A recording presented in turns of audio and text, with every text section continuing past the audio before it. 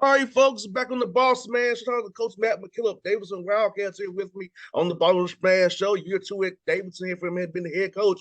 But talk to you, how are things going with you guys over there, Coach? We're doing great. We're 9 practices in to obviously the upcoming season, and we got 21 left. November 7th will be here before we know it. We've got some upcoming close scrimmages and inter squad fan day type of stuff. So we've got a lot going on, but it's exactly what we want right now. We're pleased with the progress we're making. Now, Coach McKillop, let me ask you this, man.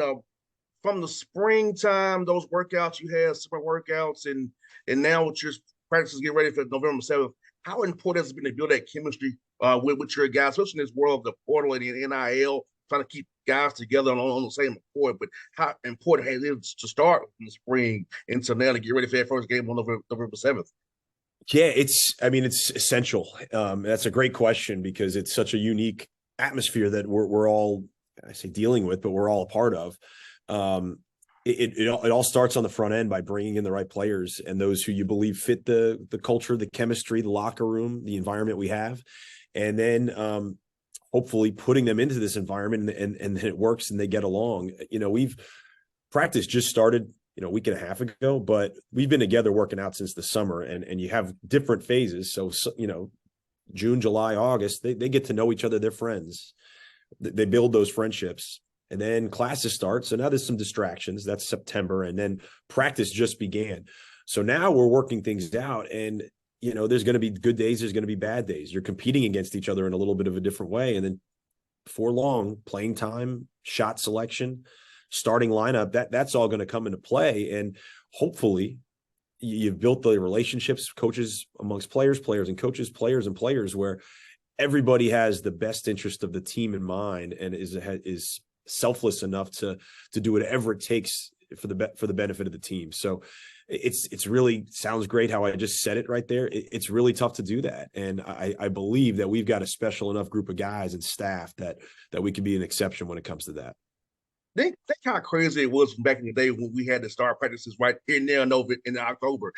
Trying to build Yeah. that chemistry together, and with this new world we're in, trying to build it all together. We started in late September or no October now. So have a game in 4 weeks.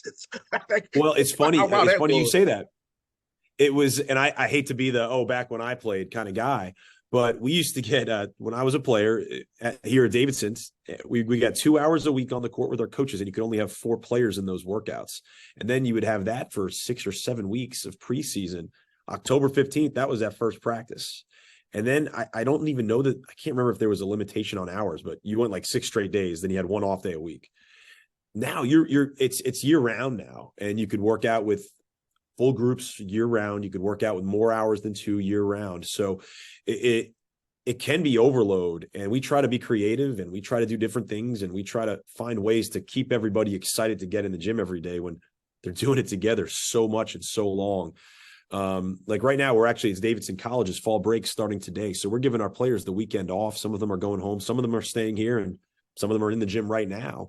But I think you need things like that when you're going year round like we're doing. Yes. And it is a long season. It won't be here for a few more weeks, but then that November to 7th, and we hope we're playing March 7th and April 7th. So we're in it for the long haul, and it's a marathon.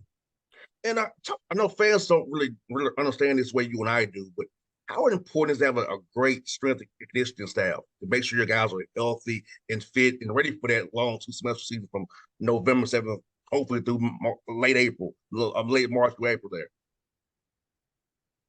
I mean, it is critical. I would say for us, it's even a little more critical because Davidson College does not have graduate school. So we cannot take graduate transfers, and we are okay with that. And we believe we've found a way to use it to our advantage when it comes to recruiting the perfect fits for us out of high school. That being said, we're not getting 22 or even 23. There's even some 24 and 25-year-olds we seem to be playing against now. But we're not getting those guys who have been in a college weight room for 3 or 4 years entering our team. We're getting freshmen who some of them may have gone to prep school, but many of them are 18 when they get here, and they've got progress that they have to make quickly in the weight room.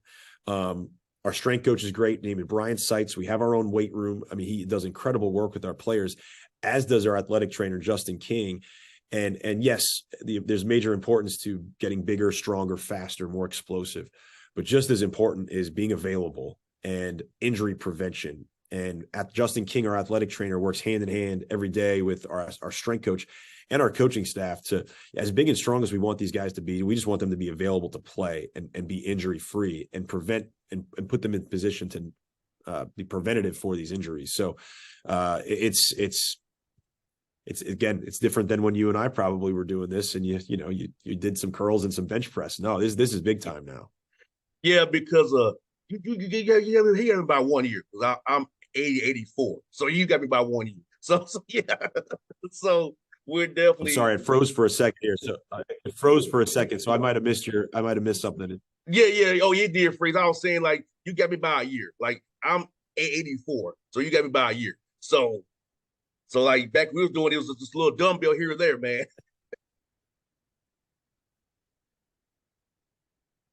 You back, coach? Yeah. Cool deal. Zoom. Focus on Zoom. I got you here. Yes, now I got you. Sorry. No, you're fine, coach. Y'all telling the listeners this is Zoom. That's what happens on Zoom sometimes. Oh, yeah. Have to make adjustments. While I was saying, coach, when it froze up, it's like, you got me in my head by 1 year. Like I'm 84, you're 83, so you got me by a year. So back when we was doing it was a little dumbbells here or there, like you said. It's like just a little curl here and there, and go out there and play. Oh yeah, the stuff we did, they don't even do that anymore. They got more advanced, smarter, more intelligent things that they can do to get better. I couldn't imagine having a snacks. You know what I'm saying? Oh yeah. They get them in right away. Yes, sir. Now, Coach Meskis, man, for you, man, looking at your roster, what are some guys you want to highlight who really gotten better for you from the spring until now, having a big year with this year? We were so excited about the roster that we have. We have newcomers who we thought would eventually find their way into the rotation and become good players for us that have shown right away that they can impact winning right now. And everybody likes to hear about the new guys, and our new guys are good, but we've seen major progress and development I don't want to leave anybody out, but I will mention 4 of our guys who played decent minutes for us last year. Grant Huffman is a senior for us. He's the one guy, he's the one scholarship player who is now here for his 4th year. He came in with one other freshman, and that guy, or when he was a freshman, there was one other player in his class, and his name's Emery Lanier. He went and transferred actually to go play for his father, which is a pretty special opportunity. Grant is had a great year. He's been our best defender, but his offense has really taken off. His shooting numbers have never been consistent, but they have been very consistent since we started practicing and throughout the fall. But he just looks like a stud every single day in his ability to just know how to play the way we want, know how to defend in a way we want to try to defend, and then he's just producing. David Skogman really came along. He was our backup 4 or 5-man for us last year. He really came along as the season, his conference season started to get into play. He was a transfer. It always takes a little bit longer, and he's been really, really good. He's shooting the ball well. He's rebounding incredibly well, and he just has a presence like he knows he can be the best player on the court day in and day out. Reed Bailey was a freshman for us. Argument could be made that he could have been and should have been on the all-freshman team in the Atlantic 10. Incredible potential, and he's starting to tap into that potential. And he's maybe the hardest worker on our team in terms of the investment he's made in our gym. And then Connor Kachera, another transfer, but Connor would probably be the first to tell you it was a challenging year for him. He started and then he came off the bench, and then some of his minutes were up and down. And he is just committed to doing anything that the coaching staff asks of him. And all the little things that us coaches value, he is exceeding, trying to find the way where to phrase it, but more than anybody on this roster, he understands that that's what he can do better than anybody. And it's showing every single day in practice. And it's why, we've got young guys. We're probably not going to have anybody on the preseason all conference team, but we're going to really surprise some people, I believe, because of the progress those guys have made. But people like Connor who see the things that we really value and can make our team better and trying to do that to the best of their abilities. And I love the A10 coach club. I think you all should get more than one bid, or two or three bids, because it's so tough in the A10. There's no easy nights in the A10. The coaching is off the chain in the A10 every Yeah. night, man. So I feel like you all deserve a more than what you get before tournament recognition. But talk about it for yourself inside the A10 about trying to go against these guys, the different styles you see, how fun it is for you as a coach. I know it's not fun to get not to have to so hard guys, but just want to compete against guys like Frank Martin and Anthony Grant, the guys like that in that league, man. Yeah, and you almost lose sight of it because you're so consumed by your team and getting better and preparing for games. But last year was my first year as a head coach, and it went by so fast. But I wish I appreciated more that handshake with Frank Martin, who's a legend and maybe a future Hall of Famer, and Anthony Grant. We go and play a date in an incredible environment, and that's special. And I know in the moment I was like, wow, this is pretty cool. But Archie Miller is a great coach. Fran Dunphy, a Hall of Famer at LaSalle. I mean, so many great coaches that you get to compete against. And you mentioned we were a one bid league last year. It was disappointing. I think we all just have to do a better job in non-conference play. And yeah, we want to knock off the top 25 teams, the BCS teams, the Power 5 teams that we play against, and hopefully we will. But we can't have bad losses, because once it becomes a bad loss in non-conference play, that can carry into conference play, and that team who had that bad loss can then be a bad loss for others in the league. So I think overall as a league, we've had a good scheduling approach. We got to play well. Now, hopefully we'll coach well. Best coach, for you, I know that scheduling is a tough thing to perfect and get right, the whole science to it. So for you, like becoming the head coach now, how has scheduling been for you these last 2 years, trying to make the schedule out and get the right balance of home and away MTEs and find the right balance for your team to get you prepared for the A10? Yeah, it can change every year in terms of, okay, what does this team need? Does this team need to have all these tier 1 type of games that if we win that one, that's going to put us in, it's going to bump us up on the bubble. Do we want to have a schedule knowing we have a young team that, all right, we want to make sure that we're just getting better, we're getting confidence, we're learning how to play the way we want, so then when we get to conference play, we're ready to be one of the better teams in the conference that we believe that we can be. There's years where what can we do? We haven't had a good home game that our fans can really get excited about in non-conference play. So there's all these different dynamics, and you put it all down on paper, and then you got to get teams to agree, and the date has to work out. And we have a women's team that has to have their dates work out. And believe me, we work great together with our women's program, but there's so many ins and outs, and it never works just the way you want. So it is a challenge. It's a challenge for everybody, but it is a challenge. And I do believe we've got a really attractive schedule this year, and everybody's drawn to the big name teams, but we'll play Maryland in the Asheville Classic, and we'll have a chance to play UAB or Clemson, obviously, on the other side, based on winning and losing. And I think a lot of people will circle on their calendar to watch us play at St. Mary's. And they'll probably be a top 25 team this year. They were a top 25 team last year.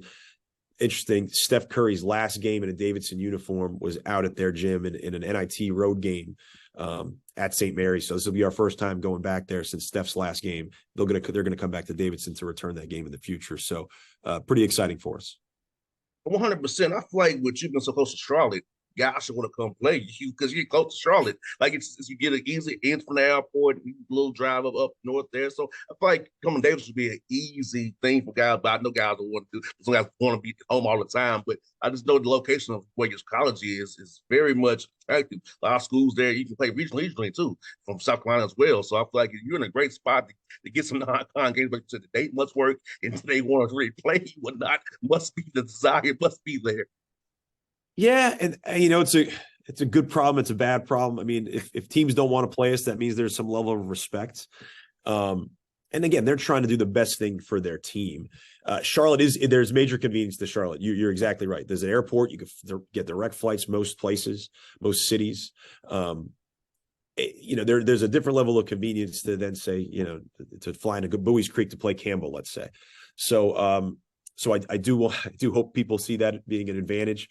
But I do understand, people are going to do what they believe to be best for their program. And if Davidson doesn't fit, we feel just the same way about some teams that want to schedule us. And Coach, how cool is it being in near Charlotte? Because your guys can get internships with summertime with those 20 hours, with those 4 hours you have in summertime, internships for networking, opportunity with the Hornets, the Panthers, other teams in the area. So talk about that piece of business, Charlotte, there to help your young men for after basketball, once the Boston basketball, all of us, they can have some fall back on whatever degree from David at Davidson College and have networking as well. They already built in when they was in school. Yeah, it's great. There's so many Davidson alums that live in Charlotte, and there's also a lot of young alums that live in Charlotte. So a lot of kids who graduate from Davidson, that they'll go right to Charlotte, whether they have a job or they're going to find a job, and it's the convenient place to go. So there are many opportunities. Finance, banking is so big in the city of Charlotte, and Davidson College's economics program is phenomenal. So many of our recruits or our students who we have will end up going that path, and there are great opportunities for summer or even after college that our players have been able to take advantage of. In terms of what you said about the Hornets, the Panthers, the MLS team, the FC Charlotte, I mean, there's a lot to do. And I mentioned it being a year-round thing now, and our players are always, half the time I see it on their Instagram or their Twitter, but they're doing some fun things in Charlotte that I'm like, wow, I wish when I was in school, I would have had a chance to do some of those things. So there's a lot of life to this area. Lake Norman, the town of Davidson, which has grown incredibly over the years, and obviously the access to Charlotte. From a future professional standpoint, I believe it's a tremendous opportunity for our players and hopefully future players, as well as just the access we have to some exciting things to do around town, and the people that will hopefully be supporting us and coming from Charlotte to cheer for us this year. 100%. Coach, I have one more for you, man. So for you, when you're not in that grind of coaching, how do you kind of decompress a little bit to get away from the game a little bit to keep your mental health as good as it possibly can with this grind of coaching? I'm sorry, I lost you. What do I do? Yeah, kind of when you're not in this grind. Okay, so when I try to contain my mental health by leaving the gym, I go home and try to contain my health with my 6-year-old, my 4-year-old, my 1-year-old. But I spend time with my family. I get to go to, like I said, we have fall break. I'm pretty fired up to go to a 6-year-old soccer game tonight. My daughter just started playing soccer, and she has so much fun. So I have a lot of fun watching her play. I wish I could tell you I've got some fun hobby, some cool hobby. My hobby growing up was Davidson basketball. My father was the head coach here for 30 years, and oftentimes the most important thing in my life was following and pulling for that team. That's now my hobby as well as my job. I live a block and a half from our gym, so I can pop home for lunch and eat with my wife and my 1-year-old every day, and I can pick up or take my kids to school every day, and get home quickly from practice after dinner to spend that time with them. And I think the summertime is where you take advantage of some of those hobbies, but those hobbies of mine are typically traveling, spending time with my family, and hanging out with my friends, many of whom are former Davidson basketball players. And that's beautiful, Coach. I feel like it's very important. I try to do the same thing for me and my staff.